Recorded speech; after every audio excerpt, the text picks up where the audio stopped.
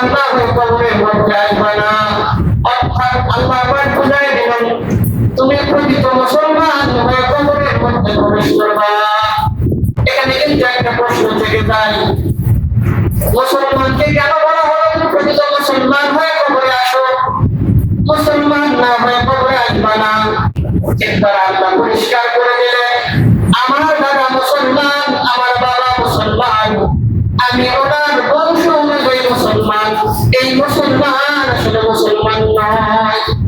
মুসলমান নামাজ কাজা করতে পারবে না, প্রকৃত মুসলমান সুদের মধ্যে চলতে পারবে না, প্রকৃত মুসলমান মানুষের হক নষ্ট করতে পারবে না, প্রকৃত মুসলমান মানুষকে ধোঁকা দিতে পারবে না, প্রকৃত মুসলমান তরফ করতে পারবে না, সুন্দর তরফ করতে পারবে না, প্রকৃত মুসলমান দাড়ির মধ্যে পুষ্টা লাগাইতে পারবে না, প্রকৃত মুসলমান বেপরদা হয়ে রাস্তাঘাটে চলাফেরা করতে পারবে না।